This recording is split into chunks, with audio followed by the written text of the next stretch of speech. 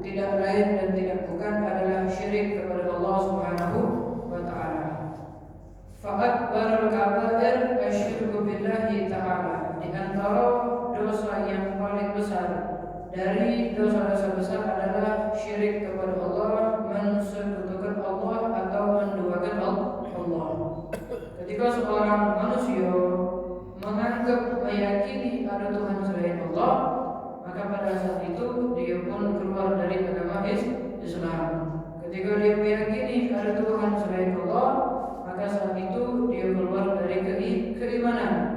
Namun perlu diketahui bahwasanya wahwa naw'an, syirik itu ada dua macam. Syirik itu ada dua macam. Ahaduhuma, yang pertama adalah ayyaj'alallahu nidan wa ya'budu ghayrahu min hajarin aw syajarin aw syamsin aw qamarin aw nabiyyin aw syekhin aw najmin aw milki aw malakin aw ghairi dzalik. Yang pertama adalah seseorang menjadikan sekutu bagi Allah Subhanahu wa taala. Di saat seorang hamba meyakini ada Tuhan selain Allah, maka dia pun syirik kepada Allah. Wa ya'budu ghayrahu, atau dia menyembah kepada selain Allah, menganggap ada Tuhan selain Allah. Min hajarin, salah satunya apa? Ketika dia menyembah semisal batu, au syajarin atau pohon, au syamsin atau matahari, au qamarin atau bulan, au nabiyyin atau bahkan menyembah kepada nabi, menganggap seorang nabi adalah Tuhan, au syekhin atau seorang guru, au najmin atau bintang, au malakin atau seorang raja, atau semisal tersebut. Ketika dia menyembah kepada selain Allah, baik dia menyembah batu, karena banyak orang menyembah batu dari zaman Nabi Muhammad SAW, bahkan dari zaman Nabi Ibrahim. Kita tahu bahwasanya Nabi Ibrahim itu diuji oleh Allah dengan Raja Namrud. Kenapa kok Nabi Ibrahim bisa dilemparkan ke api? Karena menghancurkan berhala. Jadi salah satu metode dakwah Nabi Ibrahim itu nyampur kepada mereka yang menyembah kepada selain Allah. Kan dalam Al-Quran banyak dikisahkan tentang Nabi Ibrahim. Beliau ketika gabung dengan orang-orang yang mensekutukan Allah, maka Nabi Ibrahim melihat mereka ini bukan menyembah bintang. Mereka menyembah bintang. Kemudian malam berikutnya mereka malam al-qamara bazighan qala hadza rabbi. Ketika mereka malam selanjutnya melihat bulan, mereka mengatakan, inilah Tuhan kami. Falamma afat, ketika bulan tersebut tenggelam digantikan dengan matahari, berubah lagi. Falamma asy-syamsa bazighatan, ketika mereka melihat matahari tegang benderang, hadza rabbi, inilah Tuhan kami, hadza akbar, ini yang paling hebat. Falamma afalat, ketika matahari terbenam, maka mereka mengatakan, la uhibbul afilin, kami tidak suka dengan Tuhan yang sekali ada sekali dekati. Maka Nabi Ibrahim pada saat itu mengatakan, inni bari'um mimma tusyrikun, aku berlepas dari apa yang kalian yakini sebagai itu Tuhan. Di saat yang lain, ketika Nabi Ibrahim melihat orang-orang yang ada di Mekah, orang-orang yang ada di kaum yang menyembah berhala, Nabi Ibrahim menghancurkan daripada berhala tersebut. Nah, cuma Nabi Ibrahim ini menghancurkannya dengan cara yang lain. Ada berhala besar, ada berhala kecil. Jadi yang dihancurkan berhala kecil, berhala besar disisaukannya. Dan tongkat atau kayu untuk menghancurkan berhala tadi ditaruhnya di berhala yang besar. Jadi ketika pagi hari mereka melihat berhalanya hancur galau, maka mereka menyangka ini pasti perbuatan Nabi Ibrahim. Tapi ketika Nabi Ibrahim ditanya, apakah kau yang menghancurkan berhala? Maka Nabi Ibrahim mengatakan, siapa yang pegang tongkat? Ini yang pegang tongkat, yang paling besar yang tongkat. Dia yang menghancurkan berhala. Maka pada saat itu pun Nabi Ibrahim ditangkap dan dilemparkan ke api Raja Namrud. Dan itu Allah abadikan di dalam Al-Quran. Menyembah batu, bahkan di zaman Nabi Muhammad SAW banyak sahabat itu yang menyembah Tuhan atau berhala yang dibuat dari roti. Nah, jadi ada salah satu kisah yang membuat Nabi senyum sampai giginya kejinguan. Nabi itu kalau senyum cukup BBW dan sampai kejinguan gigi. Tapi ada beberapa saat Nabi itu senyum sampai giginya keciuman. Maksudnya apa? Saking lucu kisah tersebut. Di antaranya adalah kisah Sayyidina Umar bin Khattab. Sayyidina Umar bin Khattab atau dilakop dengan diberikan gelar dengan diberikan kunyah dengan Abul As. Sayyidina Umar bin Khattab yang memberikan lakop, memberikan kunyah Abul As itu adalah Nabi Muhammad. Padahal nama anak Sayyidina Umar bukan As. As itu artinya syiddah, kuat, macan. Ketika Nabi melihat Sayyidina Umar ibunya keras, bagaikan macan, Nabi memanggilnya Abul As, bapaknya macan, saking kuat, saking kerasnya. Sayyidina Umar pernah cerita dulu ketika kami masih dalam kesyirikan, kata Sayyidina Umar, kami itu muat Tuhan dari roti, dari gandum. Jadi dibentuk jadi roti. Ketika melakukan perjalanan, kami lapar. Jadi ketika kami lapar, udah kami makan roti saja. Akhirnya Tuhan kami makan. Jadi itu yang membuat Nabi sampai senyum, sampai giginya keciuman.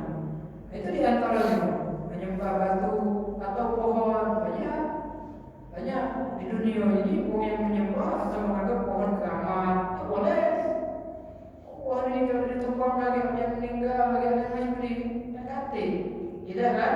Tidak kata menganggap pohon sebagai Tuhan. Kemudian syamsin atau matahari, orang-orang Majusi yang menyembah matahari tidak boleh. Qamarin atau menyembah bulan, nabiin atau menyembah nabi, sebagaimana yang diyakini oleh Bani Israel. Mereka meyakini Nabi Isa adalah anak Tuhan. Makanya di dalam syahadat, apa kalimat syahadat kita? Asyhadu an la ilaha illallah wa asyhadu anna Muhammadan abduhu wa rasuluh. Abduhu, hamba Allah. Kenapa? Karena Nabi Muhammad SAW berlepas dengan apa yang diyakini oleh Bani Israel yang meyakini Nabi Isa sebagai anak Tuhan. Makanya di dalam Nazam Burdah Al-Imam Al-Busri disebutkan fansub ila dzatihi min syarafin wansub ila qadrihi ma syi'ta min hakami. Nisbatkan semua kebaikan. Kalau kita kepengen memuji Nabi Muhammad, bebas, cikok, tapi jangan berlebihan seperti Bani Israel memuji Tuhannya, memuji Nabi Isa. Bagaimana Bani Israel memuji Nabi Isa? Mereka mengatakan Nabi Isa adalah anak Tuhan. Syaikhim atau guru yang dianggap Tuhan. Alhamdulillah. Najmin atau bintang, mulkin atau raja. Seperti Fir'aun, seorang raja yang mengaku sebagai Tuhan. Fir'aunnya Nabi Muhammad itu lebih jahat daripada Fir'aunnya Nabi Musa. Fir'aun itu bukan nama asli. Fir'aun itu julukan bagi musuh para nabi. Setiap nabi itu ada Fir'aunnya. Setiap para nabi dan para rasul ada Fir'aunnya masing-masing. Nah, Nabi Muhammad mengatakan Fir'aunnya Nabi Muhammad, musuhnya Nabi Muhammad itu lebih parah, lebih jahat dari Fir'aunnya Nabi Musa. Fir'aun yang kita kenal, Fir'aunnya Nabi Musa itu mengaku sebagai Tuhan. Kenapa kok bisa mengaku sebagai Tuhan? Pertama, Fir'aun tidak pernah sakit seumur hidup. Tidak pernah sakit. Bayangkan, dari dia lahir sampai meninggal tidak pernah sakit. Yang kedua, dia punya kerajaan yang banyak, yang luas, kerajaan yang besar. Yang ketiga, dia punya harta yang banyak. Alasan dia mengaku sebagai Tuhan. Dia punya tentara, dia punya kerajaan, itu banyak. Pernah ketika Allah perintahkan Nabi Musa untuk dakwah kepada Fir'aun, itu Fir'aun nanya kepada Nabi Musa, apa yang Tuhanmu bisa lakukan? Nabi Musa mengatakan, Tuhanku bisa menghidupkan dan mematikan manusia.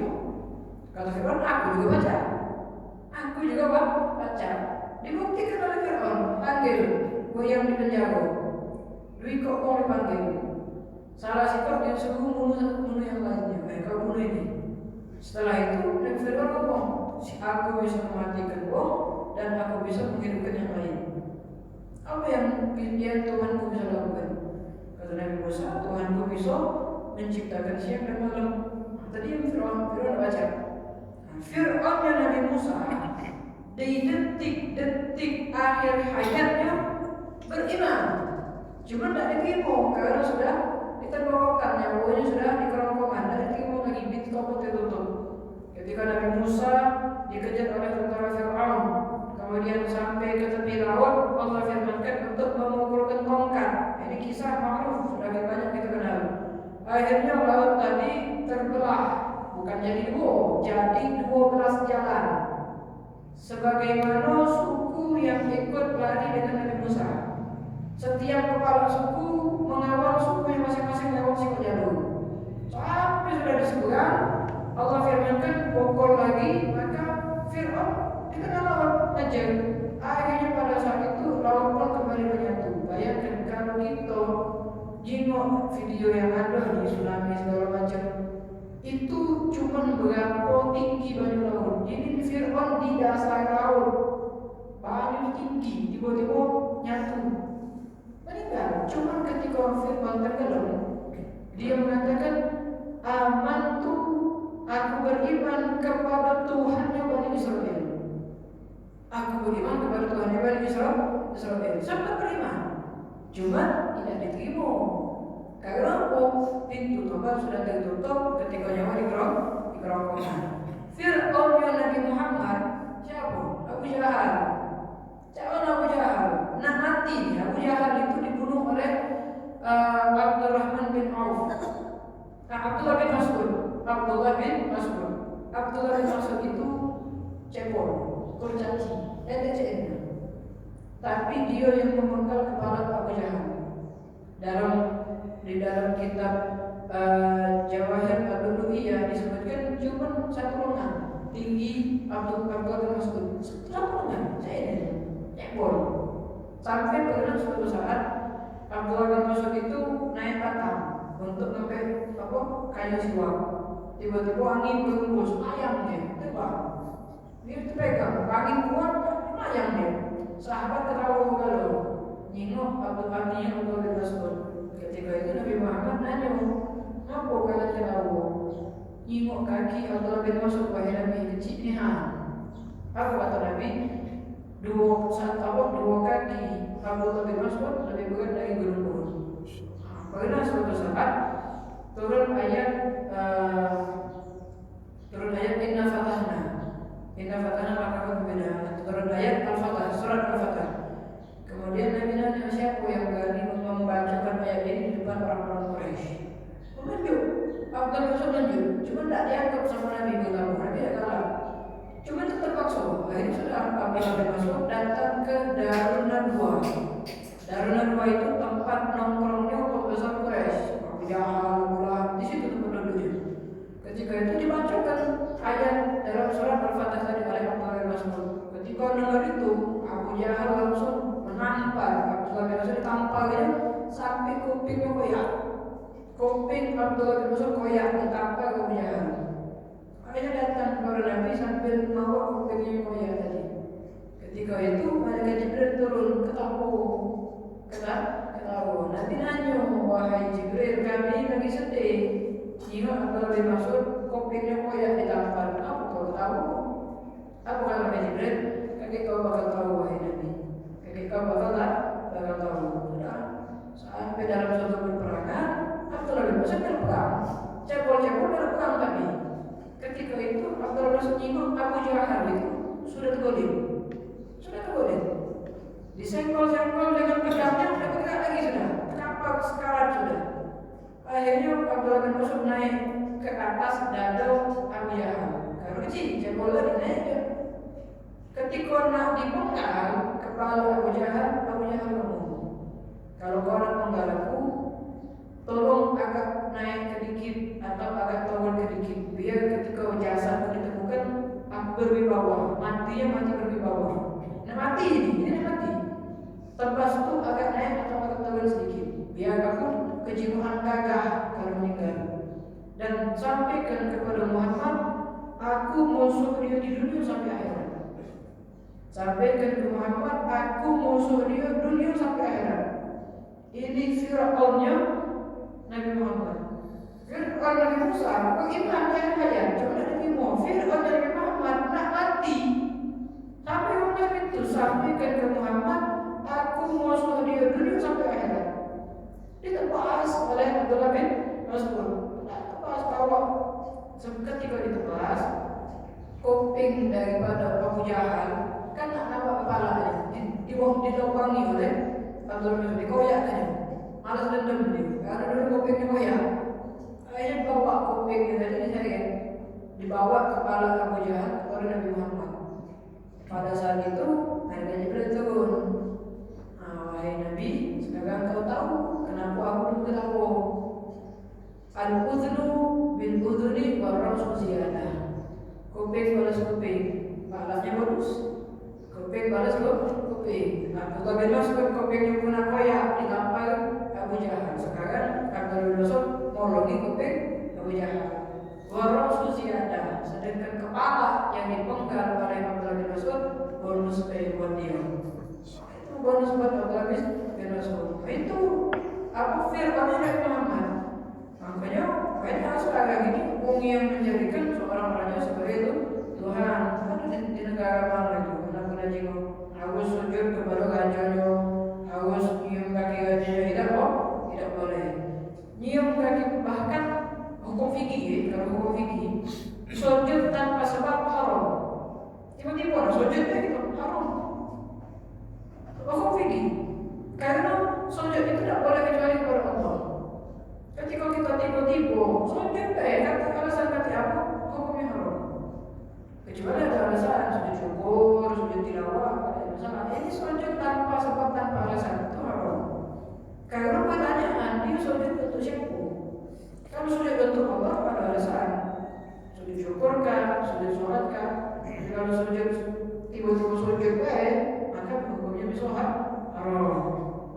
Beda sujud, beda apa kalau bahasa kita tuh kepada orang tua tuh sembah bukan nyembah, bukan.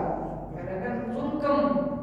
Kadang kalau kepada orang tua tidak jadi masalah, nyium kaki orang tua tidak jadi masalah. Masalah itu bukan menyembah orang tua, tapi menghormati, mengambil keberkahan orang tua.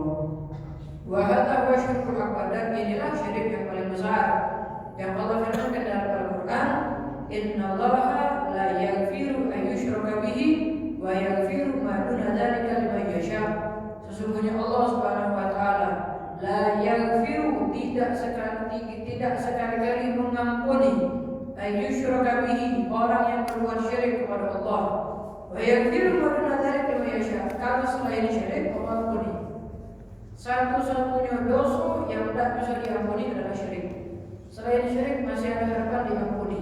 Cuman liman yasha, bagi orang yang Allah kehendaki diampuni oleh Allah Subhanahu wa taala. Wa inna syirka la zulmun azim. Dalam ayat yang lain Allah berfirman, sesungguhnya kesyirikan la zulmun azim, adalah kezaliman yang besar.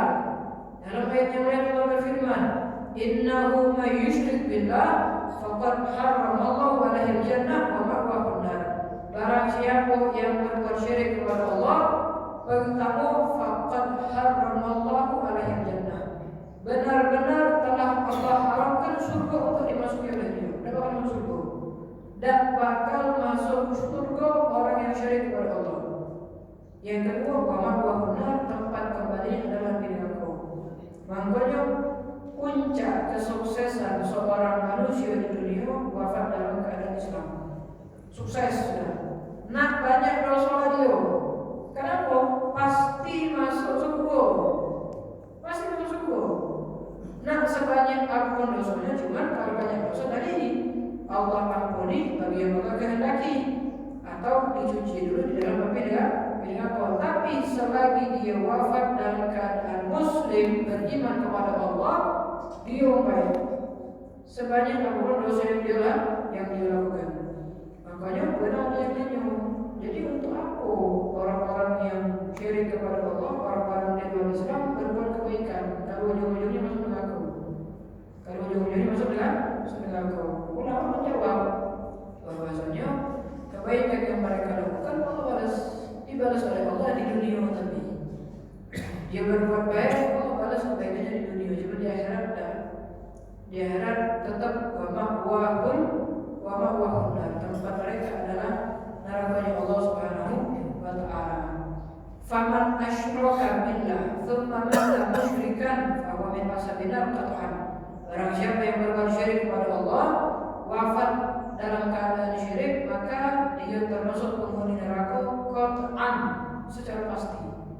pasti penghuni neraka. Dalilnya mana? Ayat Quran tadi.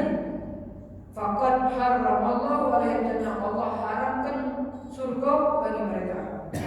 Yang kedua adalah hadis Nabi Muhammad sallallahu alaihi wasallam. Nabi bersabda di dalam hadisnya, Nabi bersabda, "Ala unabbiukum bi akbaril kabair." Maukah kalian aku beritahu tentang dosa besar yang paling besar? Tentang dosa-dosa besar yang paling besar. Maka sahabat mengatakan, "Bala ya Rasulullah." Mau wahai Rasul, apa dosa besar? Nabi mengatakan, "Al-isyrak billah," syirik kepada Allah. Kemudian wa uququl walidain, durhaka kepada orang tua. Wa kana muttaqian fajalasa. Itu Nabi dalam keadaan duduk nyantai. Setelah Nabi mengatakan syirik kepada Allah, durhaka kepada orang tua, Nabi terduduk. Nabi duduk, kemudian Nabi mengatakan, "Ala ketahuilah, wa qaulu zur," ucapan bohong termasuk dosa besar. "Ala ketahuilah, wa syahadatu zur," persaksian yang bohong termasuk dosa besar. Yang sekarang ini bohong sudah jadi kebiasaan kita.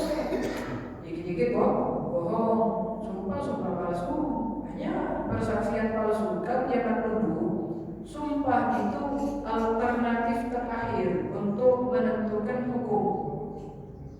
Buka kitab fikih masalah jinayah, masalah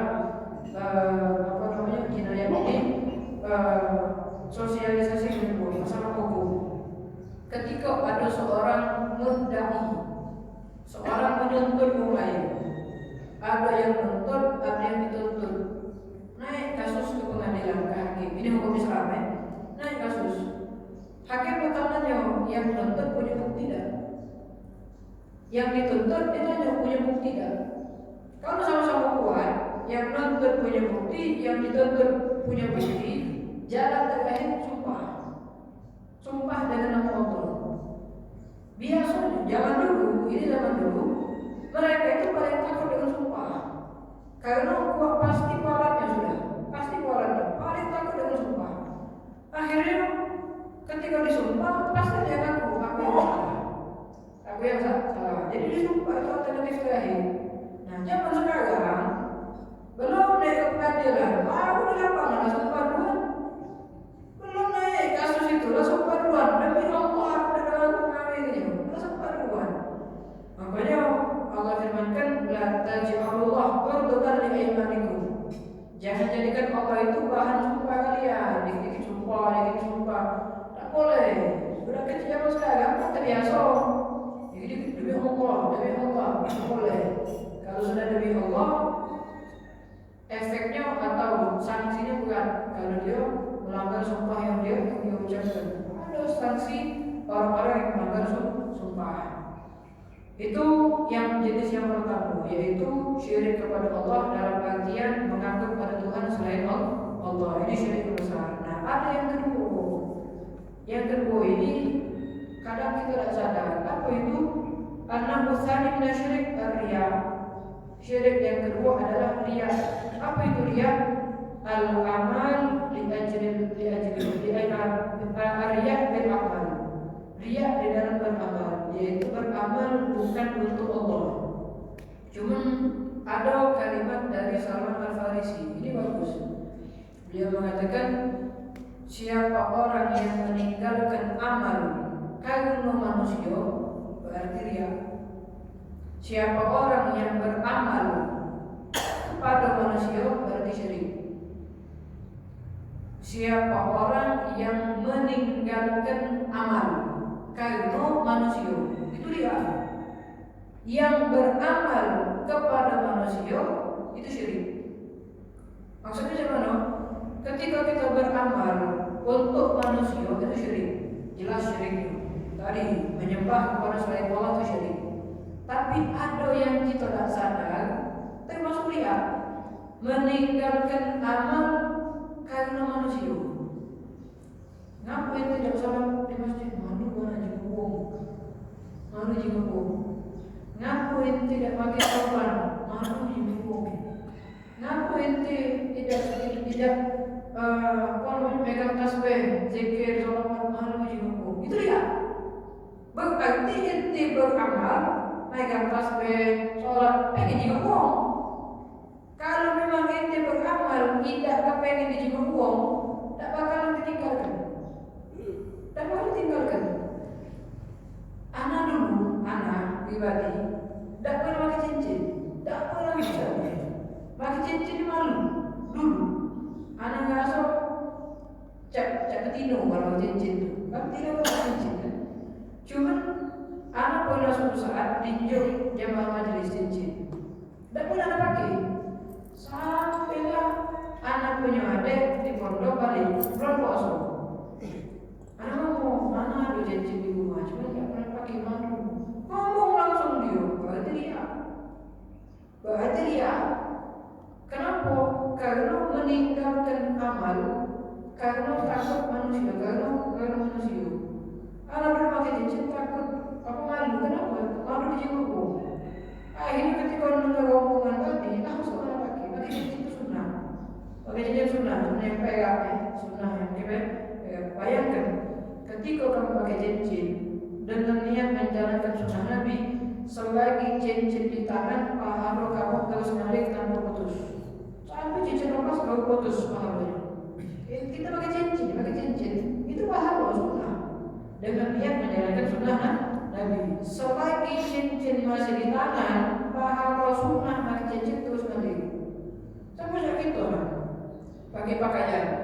Kalau kita niat untuk nutup aurat, syiar Islam memuliakan ilmu untuk nyenang ke Nabi Muhammad, selagi pakaian ini nempel boleh pahala. Sampai kita buka pakaian ini. Makanya beramal ibadah hanya untuk Allah Subhanahu wa taala. Dalam surah Al-Kahfi ayat terakhir Allah berfirman, "Faman kana yarju liqa'a rabbih falyamal 'amalan shalihan wa la yusyrik bi ibadati rabbih ahada." Barang siapa yang berharap perjumpaan dengan Tuhannya, falyamal 'amalan shalihan, maka beramallah dengan amal yang saleh, yang baik, wala yusyrik bi ibadati rabbih ahada. Jangan sekali-kali syirik kepada selain Allah Subhanahu wa taala. Jangan sekali-kali syirik. Jangan buat ibadah kita untuk siapapun. Ibadah murni untuk Allah Subhanahu wa taala. Dalam hadis Nabi pernah bersabda, "Iyyakum wasyirkul asghar." Hati-hati kalian dengan syirik yang kecil. Sahabat bingung, "Ya Rasulullah, wahai Rasul, apa dia syirik yang kecil ini?" Maka Nabi mengatakan riya. Syirik kecil itu riya. Ini ada. Kemudian yang Allah Taala yauma yujazil ibad. Ketika hari Allah memberikan pembalasan bagi hamba-hambanya, Allah akan berkata kepada mereka yang riya, yang dulu beramal untuk manusia, sedekah pengen apa? Dijenguk wong, pengen disebut wong, beramal pengen dipuji wong. Allah akan ngomong kepada mereka. Allah akan mengatakan, "Idhabu, pergilah kalian. Ilal ladzina kuntum turabunahum bi amalikum." Pergi kalian minta pahala kepada mereka yang dulu kalian beribadah untuk mereka. Ketika kita sedekah, biar dijenguk oleh wong, biar disebut wong baik, ambil pahala dengan mereka. Ketika kalian melakukan perbuatan sholat, pengen dijenguk oleh wong, minta sama yang jenguk pahalanya, jangan minta sama Allah. Pergilah kalian, kata Allah Subhanahu wa taala. Bahkan dalam hadis qudsi Allah mengatakan, "Man 'amila amalan asyraka ma'i fihi ghairi fa huwa lillazi asyraka wa ana minhu bari." Barang siapa yang melakukan amal ibadah tapi dengan amal tersebut dia mensekutukan Allah, niatnya bukan untuk Allah tapi untuk manusia. Apa kata Allah? Aku berlepas tangan dari dia, aku tidak ngurus dia. Dia tidak diurus oleh Allah.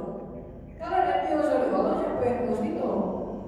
Jadi kiamat siapa yang macam tolong itu? Allah Subhanahu wa taala cuman. Kemudian dalam hadis yang lain Nabi mengatakan, "Man sami'a sami Allah bihi wa man raya Allah bihi." Siapa orang yang beribadah kepada Allah, Allah akan membalasnya. Yang riya kepada Allah, Allah pun berlepas tangan dari dia.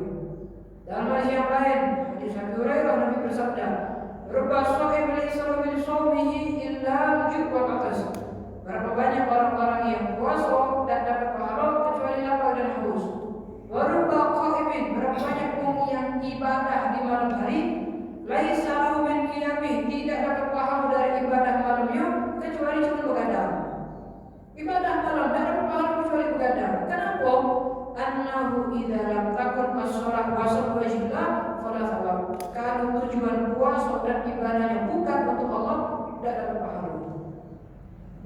Ustaz, kan Allah berjanji.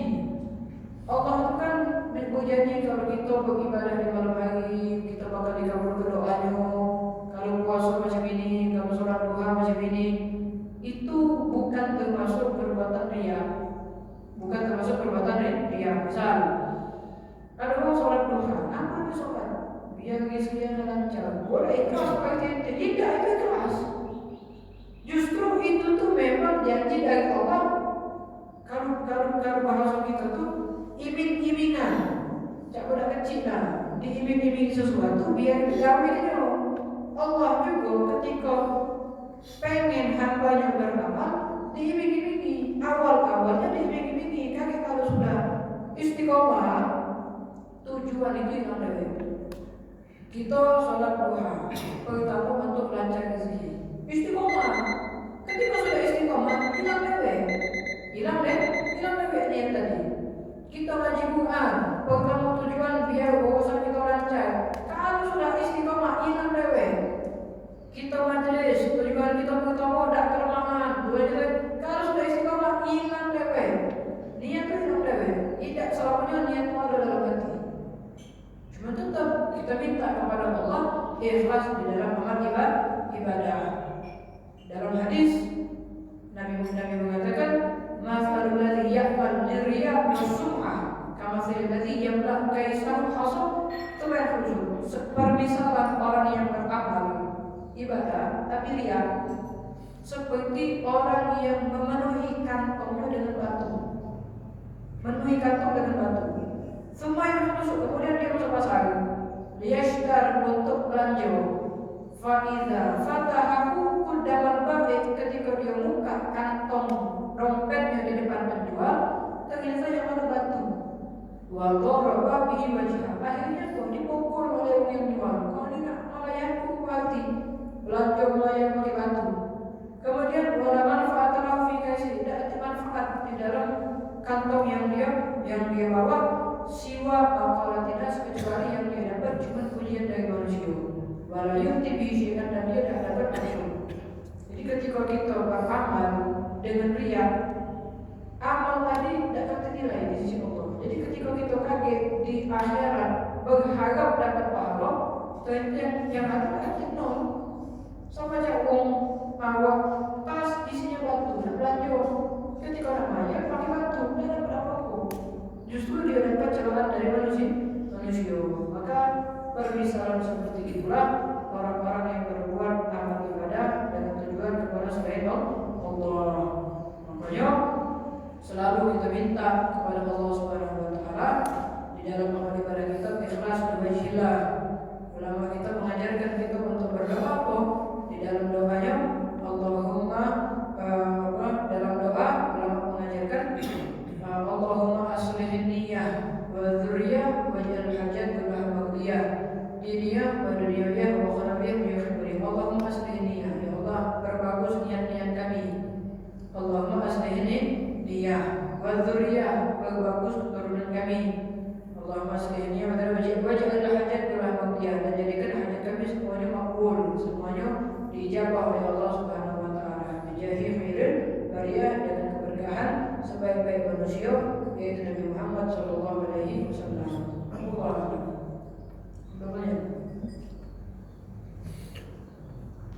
Baik, silakan. Cincin tadi dari mana nih? Cincin itu aku banyak cincin.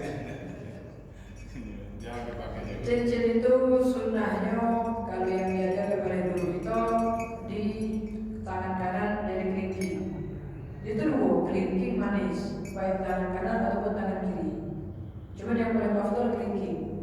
Manis sunnah, kelingking sama manis itu sunnahnya. Cuma kalau yang paling afdal kelingking daripada yang manis. Cuma dari kanan, dari kiri sunnah juga. Jadi yang paling afdal kelingking tangan kanan. Itu yang paling afdal. Yang keduanya urutan kedua kelingking kiri. Ketiganya manis kanan, yang keempat manis kiri. Kalau untuk jari tengah telunjuk jempol, makruh hukumnya. Ada orang pakai cincin jari telunjuk ni, tak lagi berapa muda sekarang pakai cincin jari telunjuk makruh, makruh. Kalau cincin dari besi, sekarang ini banyak cincin tuh ada dari apa? Monel besi lah kan. Terus apa lagi? Yang cek kayak ini namanya? Apa? Aluminium. Krom. Kan. Ini namanya. Ini bukan pegang ini pegang. Cuman bukan pegang. Bukan. Pokoknya itulah. Nah, kalau dalam kitab Syama'il Muhammadiyah, Wasilul Usul, apa hukum pakai cincin dari besi? Dua hukumnya. Pertama haram. Kedua boleh. Kenapa haram? Karena Nabi itu pernah nengok ada sahabat pakai cincin dari besi. Kemudian Nabi ngomong, aku ni nengok kau ni pakai perhiasan penduduk aku. Cincin besi tadi. Akhirnya dibuka oleh dia. Kemudian yang mengatakan boleh dapat pahala sunnah juga, Nabi pernah menyuruh seorang sahabat menikah walaupun dengan mahar cincin dari besi. Walaupun dengan mahar cincin dari besi, berarti cincin dari besi boleh. Khilaf ulama, kalau siapa boleh. Cuma yang paling afdal pegang. Pegang. Jangan berat-berat pegang. Kita pegangnya. Sebab sunnahnya pakai perak. Sunnahnya yang punya mahkota, yang ada mahkota itu sunnah. Boleh lagi? Beramal itu memang kalau langsung kita ya karena anak orang itu agak gimana ya?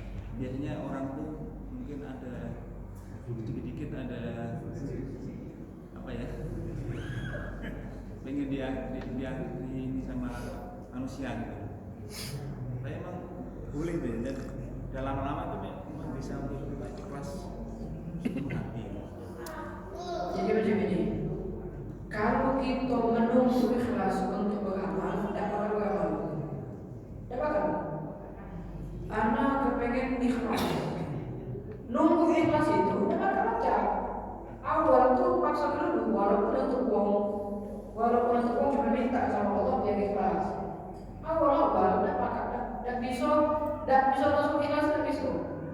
Kalau Habib Zain bin Hasan Faharun beliau mengatakan ini kalau ngajar ikhlas kalau ngajar tidak bakal ngajar kita ibadah kepengen langsung ikhlas tidak bakal ibadah tidak bakal bisa. Makanya awal-awal memang ada niat-niat yang bukan untuk Allah, niat untuk manusia. Cuma terus kita beramal sampai kita perbagus niatnya.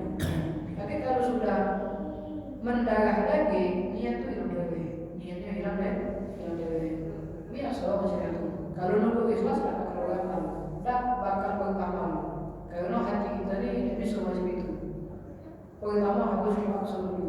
Walaupun dengan iming-imingan tadi untuk dijemput Allah, biasa dipaksa dulu, tidak bakal baca. Hari lama-lama ikhlas. Allah.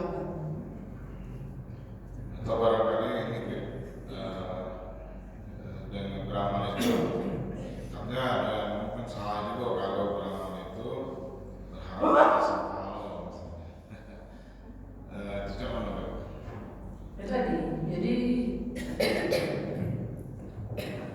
kita ini kan kadang beramal untuk menggapai pahala. Sebenarnya kita beramal itu untuk menggapai ridha Allah, bukan pahala. Semua aja kita sampai ke tadi. Untuk hukum dalam ilmu tasawuf, memang wong yang beramal untuk pahala itu termasuk tidak ikhlas. Dalam ilmu tasawuf termasuk tidak ikhlas. Cuman tadi kalau kita memang ingin beramal ikhlas, tidak bakal beramal. Jadi pertama dipaksa dulu. Walaupun misal Ustaz kami ini beramal biar berpahala, biar masuk surga, ya memang itu tujuan kita diciptakan oleh Allah. Biar kita menyembah kepada Allah SWT. Nah manusia ini kalau disuruh menyembah tidak langsung kalah, kecuali diiming-imingi dulu. Ketika iming-imingan itu dapat, maka kita bakal beramal. Jadi intinya ketika kita beramal, baik itu ingin mendapatkan pahala, ingin mendapatkan janji dari Allah, maka itulah cara Allah biar kita ibadah. Ketika kita sudah ibadah, istiqomah, maka niat itu dikit-dikit hilang. Dikit-dikit hilang. Jadi jangan kita, ayo Ustaz, hilang-hilang. Kan sudah hilang deh kaki hilang deh. Kaki hilang deh. Banyak sudah kasus-kasus yang ketika dia beramal, tahu untuk belanja rezeki. Misal, dan aja amalan. Dalam kitab disebutkan uang yang potong kuku, kemis suwi. Itu ulama mengatakan aminah minal faqr, dia diberikan keamanan dari kefakiran. Apa fakir? Kita potong kuku, kemis suwi. Dengan niat apa? Dengan niat untuk biar tidak fakir. Boleh tak? Boleh. Kalau memang itu iming-imingan biar kita beramal. Macam Yasin Nabi Sobo, puas sekali. Anak banyak amalan buat apa? Obat buntu, bahasa bohong. Banyak. Kayak dari Sobo api ada itu banyak amalan untuk obat buntu. Itu kita dapat dari guru kita. Dan semuanya zikir kepada Allah ayat Al-Quran. Boleh tak? Boleh. Cuman kakek kalau sudah kita istiqomah, niat itu yang bebek. Nah ketika niat itu sudah hilang, disitulah Allah bakal memberikan apa yang kita inginkan. Kan dalam hadis itu Allah firmankan, orang yang sibuk zikir kepada Allah sambil lupa minta, Allah berikan kepada dia yang lebih baik apa yang dia minta. Dia minta apa, Allahnya yang lebih baik lagi. Kalau dia berzikir kepada Allah sambil berdoa, nah tadi dipaksa dulu memang. Awal-awal dipaksa dulu, diiming-imingi dulu. Allah. Baik, saya dari Pak. Kan tadi dibilangin kalau orang musik itu amalnya cuma dapatnya ini aja ya. Gimana kita bisnis bergaul sama mereka yang orang musik itu, kita boleh nggak namanya? Boleh ya? Boleh nggak? Bisnis boleh. Bisnis kepada non-muslim itu boleh kecuali dua. Alat perang sama Al-Quran tidak boleh. Alat perang sama Al-Quran tidak boleh jual Al-Quran kepada non-muslim. Kenapa? Takut dihinakan, takut dilecehkan, dibakarnya, dibuangnya. Itu pertama. Yang kedua, alat perang tidak boleh. Buka kita fikir dan jaya. Tidak boleh bisnis alat perang. Ini alat perang boleh kan? Tidak boleh. Kita sekarang juga. Kita sekarang ya udah ini serius. Jual barang-barang kepada manusia itu boleh. Hukum Islam, cuma kalian ada. Selain itu boleh, tidak boleh. Nabi bisnis dengan barang-barang kafir. Bahkan Nabi itu pernah, Nabi itu pernah menerima upahan orang-orang non-muslim. Bahkan Nabi mengembala kambing. Nabi bawa dagangan Siti Khadijah. Khadijah masih non-muslim pada saat itu. Nabi bawa dagangan jualnya. Apa amalan selain itu tadi Al-Quran, selain itu apa? Makan Ustaz. Pada sisi kita kalau orang mau nikah atau sebelum pernikahan itu kan ada tukar cincin dari emas murni dipasang di jari manis. Hukumnya gimana? Itu nanti kejadian itu, gambaran itu. Sebenarnya jadi masalah itu kalau bahasa itu gambaran atau ngempet itu tuh simbol kalau dia ini sudah yang punya. Jadi ketika ada yang minta, ada macam lagi, tidak bisa lah. Jadi kenapa? Sudah ada yang ngempetnya, sudah ada yang mintanya. Nah, untuk prosesinya sebenarnya seperti nomor misalnya yang dipakai betina, cincin. Seperti itu, ibu lana, ibu mempelai lana yang bagikan ke jari betina, bukan yang sekarang ini. Lana betina ada di situlah, saling tukar cincin, dosa itu. Berdosa itu bukan karena tukar cincinnya, berdosa itu karena campur aduk dengan betina tadi. Kalau di dalam syariat Islam boleh menunjuk cincin atau pakai cincin tadi, cuma tadi seperti normal ngebet bahasa gitu tuh. Jadi rombongan dari pihak lanang, betina-betino, ibunya, siapanya datang ke tempat betino, kemudian masuk ke cincin ke jari manis. Kalau betina ngejip balasan cincin ada di masalah, cuma dari pihak betino, baik itu lanang atau betino datang ke pihak lanang. Yang nyambutnya lanang atau betino juga. Jadi satu jenis, jangan campur aduk lawan jenis. Boleh ada di masalah. Yang tak boleh itu kalau campur. Kalau yang ada ni kan lanang betino, sudah itu kayak cincin, namanya foto macam ini. Nah, boleh itu. Tak boleh itu kalau campur lanang betino, bukan kalau pakai cincin, bukan. Mungkin ini mungkin hukum anak pakai cincin itu Mas. cincin emasnya itu Oh, kalau lanang pakai cincin mas, satu masa itu tak boleh. Lanang kalau pakai cincin mas, tak boleh. Haram.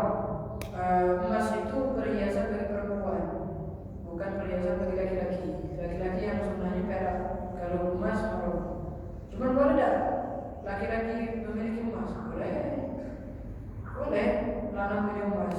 Cuman kalau sampai nisab wajib zakat. Berapa nisab emas? 85 gram kalau tidak salah. Nisab emas 85 gram. Berapa 85 gram sekarang? Berapa suku sih? Sekarang mahal. tujuh suku Enggak sih, Nisab emas ni 85 gram murni. Murni 85 gram. Jadi kalau kita punya emas 85 gram, kadangnya murni wajib zakat. Kalau sudah dimiliki 19 tahun wajib zakat. Kalau betina tak wajib. Kalau sudah segopok lah dia punya emas, 100 gram lah dia punya emas, tidak wajib zakat. Selagi dipakai. Dia punya perhiasan emas 1 hari 1000 gram bisa. Cuman hari ini pakai cincin ini, besok pakai gelang ini, tidak kena zakat. Emas kalau dimiliki perempuan tidak zakat, tapi kalau dimiliki laki-laki tidak zakat. Boleh lah menyimpan emas, boleh, cuma wajib zakat. Hitung tanggal dia memiliki emas benar, tulis kalau hijriah setahun ke depan, keluarga zakatnya. Keluarga zakatnya. apa di Makassar ya ada yang betina pakai sorban emas itu tidak wajib zakat Pak. Jadi mohon maaf laki-laki itu haram pakai emas dan sutra karena itu pakai perhiasan. Satu lagi mengenai syirik ini, bagaimana hukum ada patung gitu, dan patung yang seperti apa ya yang haram di rumah itu. Nah kalau boneka misalnya jangan. Masalah patung ya. Ini kita bahas soal fikih ya. Patung itu haram. Fikih. Patung itu haram. Bentuk apa lah dia? Bentuk unsur, bentuk apa haram. Secara fikih. Kecuali boneka. Boneka itu haram. Karena Siti Aisyah ketika menikah dengan Nabi masih main boneka. Masih main boneka. Dan itu tidak dilarang oleh Nabi. Mainan anak kecil boneka tidak apa. Cuma kalau patung nian itu haram. Segala jenis patung haram. Cuma untuk yang syirik yang disembah. Patungnya disembah itu syirik. Kita langsung. Makanya anak masih ingat dulu. Allah yarham. Almarhum satu fikir sendiri. Ketika acara di PKB, acara terjadi apa? Itu beliau pernah ngomong. Beliau pernah ceramah. Iwak ni hamal garo. Iwak ni hamal garo. Segala yang ada dalam Tuhan halal, kecuali iwak yang ada di PKB nah haram atau lido nah haram jadi karena patung tadi, karena patung kalau jadi patung haram. Nah, cuman kalau disembah itu hukumnya murtad syirik. Tapi kalau boneka yang lain-lain tidak jadi masalah, main-mainan itu tidak jadi masalah karena identik tidak disembah itu patung. Makanya musawir atau foto itu kan khilaf ulama. Ada ulama yang akan difoto karena meyakini foto itu termasuk yang dilarang oleh Nabi. Sedangkan yang dilarang oleh Nabi itu yang dimaksud oleh Nabi foto yang ada bayangan patung tadi itu sekarang jadi fotografer. Baik, termasuk foto ya. Jadi foto itu kalau yang ninjau cahaya dia ada bayangan itu. Foto tuh yang dimaksud jadi untuk masalah foto memang secara hukum fikih khilafnya banyak. Cuman yang muktamad foto yang haram itu yang dimaksud foto itu patung. Jadi kalau dia bayangan, dia cahaya dia punya bayangan. Dia punya bayangan apa yang dia punya bayangan patung. Jadi foto itu ada haram. Cuman ada memang ulama-ulama yang memang menanggapi foto karena meyakini foto itu haram gambar. Cuman tidak khilaf. Itu khilaf. Jangan sekarang. Yang utama tidak ada. Yang haram itu patung, bukan foto, tapi patung. Baik, masih ada Bapak Ibu yang belakang? Tanya. Kasapan? Pak Rizman. Pak Bondan.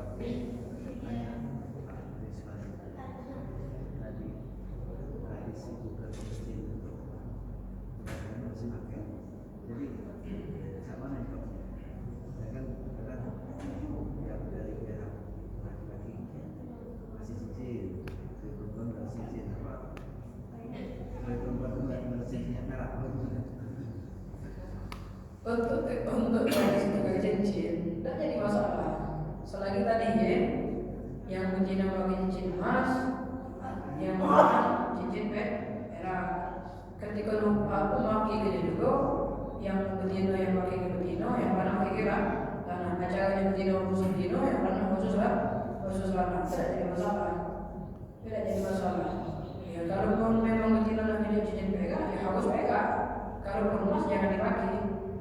Kalau emas simpen misal karena itu perempuan cincin emas, cincin tunangan emas, betina cincin emas dulu misal, jangan dipakai, simpen investasi, simpen mahal kan nih, 18 juta, 18 juta kaget kan, mau pasang status emas kau ngapain, 17 juta kan sesungguhnya. Kalau betina namanya emas boleh, cuman jangan pakai simpen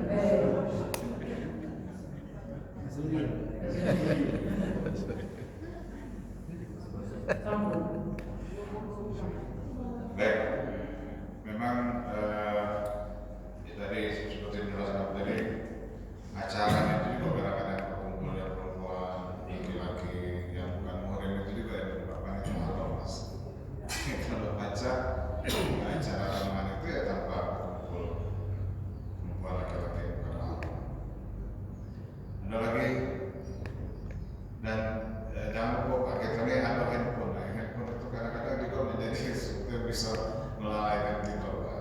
Lalai itu kadang-kadang lebih dari patung membuat kalau syirik akhirnya lalai pada kalau kawan aku ngomong handphone ini. Sallallahu alaihi wasallam.